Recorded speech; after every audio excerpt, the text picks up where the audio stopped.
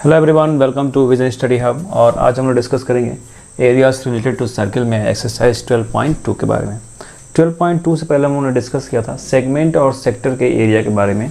Segment और sector जो है वो सर्किल बनते हैं, एक स्पेशल पार्ट होता है। जैसा कि यहाँ पे क्वेश्चन नंबर 1 में दिया हुआ है, तो क्वेश्चन 1 में जैसा दिया हुआ है उसके अकॉर्डिंग ही एक्सरसाइज 12.2 में सेगमेंट और सेक्टर से रिलेट करते हुए क्वेश्चन जो है आपको देखने को मिलेंगे। यानी कि ये सभी क्वेश्चन उन्हीं सब फार्मूलेस पे बेस्ड होंगे, उन्हीं तरह के फार्मूलेस वहाँ पे अप्लाई किए जाएंगे उन सभी क्वेश्चंस के सॉल्यूशन में। तो पहला क्वेश्चन जो है उसमें दिया हुआ है कि एक सर्किल है, इसमें सेक्टर बना हुआ है OA OB, और ये सेक्टर का जो ये माइनर एरिया है, ये माइनर सेक्टर का एरिया जो है वो बताना है यहाँ पे हमें कि माइनर सेक्टर का एरिया कितना होगा। ठीक है, तो इसके लिए यहाँ पे ये जो चीज़ दी गई ये आपकी रेडियस है, यानी कि रेडियस इक्वल 6 सेंटीमीटर, और यहाँ पे जो एंगल दिया जाता है 60 डिग्री वो क्या होता है, थीटा। तो थीटा इक्वल 60 डिग्री दिया हुआ है। तो टू फार्मूले के अकॉर्डिंग चलते हैं। To formula area of minor sector. ठीक है, माइनर सेक्टर यानी कि ये आपका हो जाता है theta upon 360 degree into pi r square. Pi r square total area होता है, और ये थीटा अपॉन 360 रेशियो होता है, ये जो एंगल है उसका, और टोटल एंगल जो बनता है 360 डिग्री उसका। तो थीटा की value 60 degree, 60 upon 360 degree into पाई की वैल्यू 22/7, और r की वैल्यू 6 इंटू 6, ये आपका हो गया 1/6, 6 से 6 कैंसिल, तो टोटल आपको मिलता है 132/7 सेंटीमीटर स्क्वायर। कैलकुलेट करके चेक कर लीजिए, ठीक है, कि एरिया ऑफ माइनर सेक्टर आपको इतना ही मिलने वाला, 132/7 सेंटीमीटर स्क्वायर। इसके अकॉर्डिंग आपसे क्वेश्चन नंबर 2 भी पूछा जाएगा। क्वेश्चन नंबर 2 में आपसे क्वाड्रेंट के बारे में पूछा जाएगा। क्वाड्रेंट क्या होता है? क्वाड्रेंट आपका, अगर मैं यहाँ पे फिगर बनाऊँ, ये आपका सर्किल है, यहाँ पे कार्टेशियन प्लेन का x एक्सिस और y एक्सिस आता है, ये y एक्सिस। ठीक है, तो इसका टोटल एरिया होता है पाई आर स्क्वायर, और ये 4 पार्ट में बट गया है, और 4 पार्ट क्या है, इक्वल पार्ट हैं। अब ये जो इतना आप देख रहे हैं ये सभी, इसी को हम बोलते हैं क्वाड्रेंट। क्या बोलते हैं? क्वाड्रेंट। 4 क्वाड्रेंट में बढ़ता है, तो 4 क्वाड्रेंट में बढ़ जाता है, तो इसलिए एक क्वाड्रेंट का एरिया का फॉर्मूला आपका हो जाता है 1/4 into pi r square. Pi r square का 1/4। ठीक है, तो ये फार्मूला वहाँ पे यूज किया जाएगा। क्वेश्चन नंबर 2 में क्वाड्रेंट का एरिया फाइंड करने के बारे में आपसे पूछा जाएगा। कुछ कंडीशंस दी गई होंगी, या सर्कमफ्रेंस दिया गया होगा, या टोटल एरिया दिया होगा उस तरह से। तो सर्कमफ्रेंस दिया गया होगा तो वहाँ से आप रेडियस पता करेंगे, और रेडियस के अकॉर्डिंग आप यहाँ पे इस फार्मूले में पुट आउट करेंगे 1/4 इंटू पाई आर स्क्वायर, तो आपको एरिया ऑफ क्वाड्रेंट मिल जाएगा। तो जैसा आपका क्वेश्चन नंबर 1 है उसी से मिलता जुलता क्वेश्चन नंबर 2 भी है। तो अगर आपको ये पूरी बात समझ में आ गई तो आप क्वेश्चन नंबर 2 भी बहुत ही इजीली तरीके से सॉल्व कर लेंगे। So students, pause the video, note it down.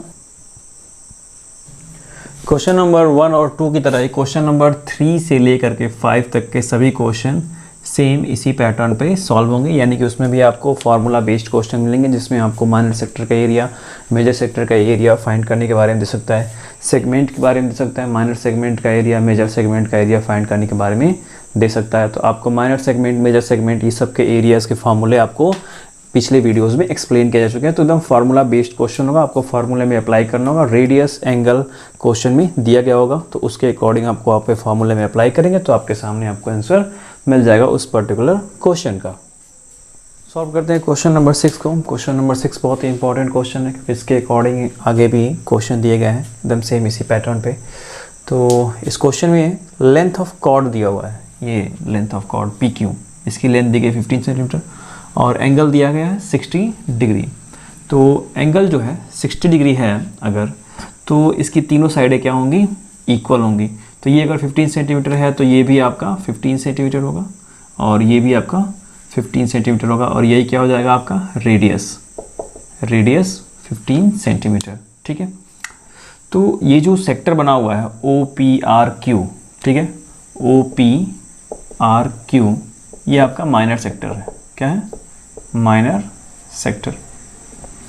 और यहाँ से ये जो PRQ है, ये PRQ, ये आपका माइनर सेगमेंट है।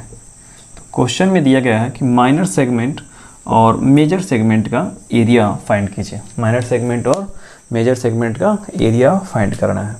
तो माइनर सेगमेंट का एरिया फाइंड करने के लिए पहले माइनर सेक्टर का एरिया फाइंड किया जाता है और उसमें से जो ये ट्राइंगल जैसा बनता है उसका एरिया फाइंड करके सब्ट्रैक्ट किया जाता है, तो ये आपको मिलता है, राइट।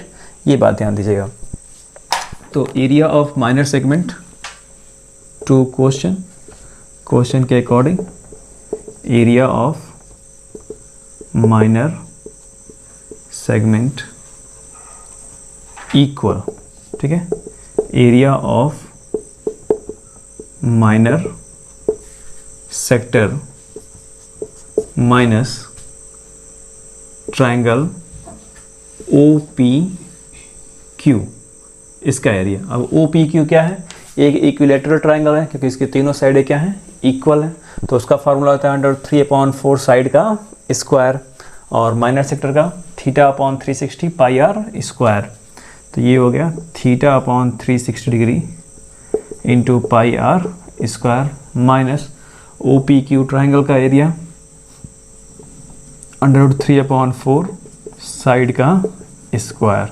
साइड क्या है, 15 है, और यहाँ पे पाई की वैल्यू जो है, पाई की वैल्यू पुट करनी है 3.14, ठीक है, पाई की वैल्यू 3.14 और √3 की भी वैल्यू को पुट करना है। तो √3 की वैल्यू दी गई है क्वेश्चन में, √3 की वैल्यू 1.73 इतना दिया हुआ है। तो इसको पुट करते हैं, ये हो गया 60/360 डिग्री इंटू 3.14 इंटू आर की वैल्यू 15 माइनस √3 की वैल्यू 1.73/4 इंटू साइड का स्क्वायर यानी 15 तो इसको कैलकुलेट करेंगे तो ये हो जाएगा आपका 117 कैलकुलेट करने के बाद ये हो जाएगा 117.75 और ये हो जाएगा, इसे कैलकुलेट करेंगे तो 97.3125 और इसको सब्ट्रैक्ट करेंगे तो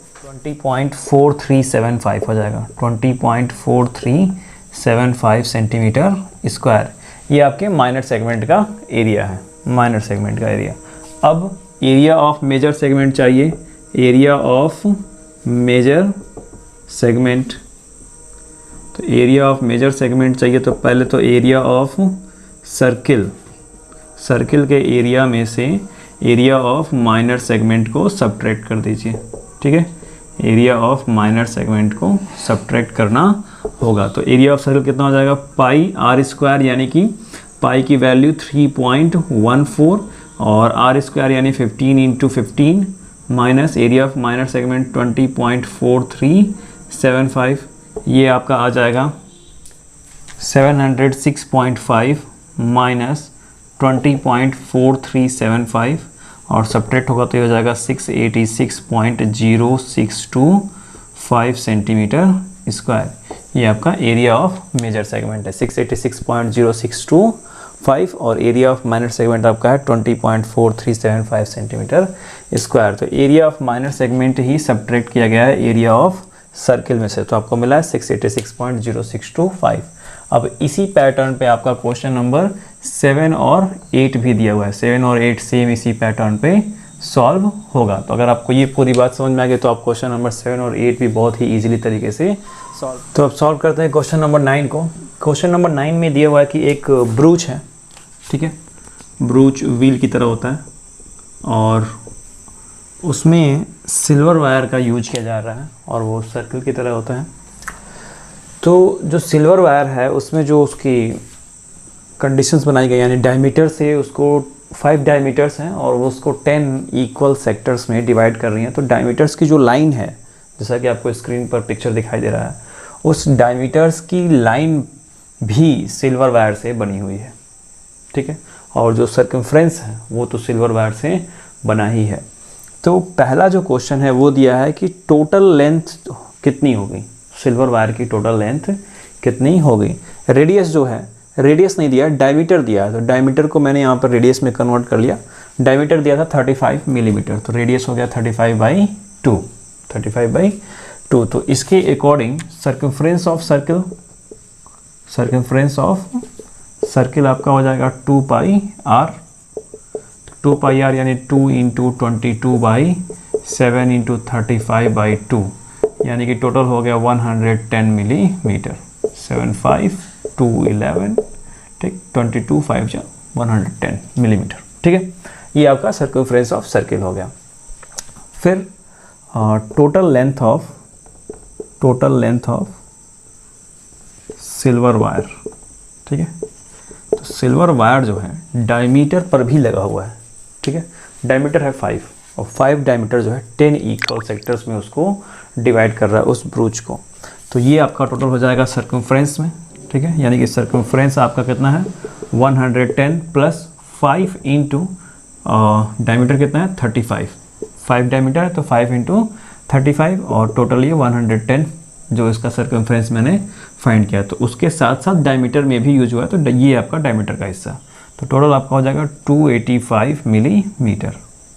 तो ये आपके पहले क्वेश्चन का आंसर है जो आपका वहाँ पे पहला क्वेश्चन दिखाई दे रहा है। अब अगर बात करें दूसरे क्वेश्चन के बारे में कि दूसरा क्वेश्चन क्या दिया हुआ है, तो उसमें एरिया ऑफ ईच सेक्टर पूछ रहा है। एरिया ऑफ क्या पूछ रहा है, ईच सेक्टर। तो 1 कंप्लीट रिवॉल्यूशन करने में एंगल कितना होता है 360 डिग्री।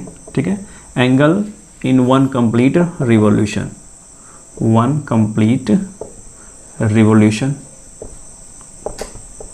टोटल आपका 360 डिग्री और यही आपका क्या हो जाएगा 10 सेक्टर में।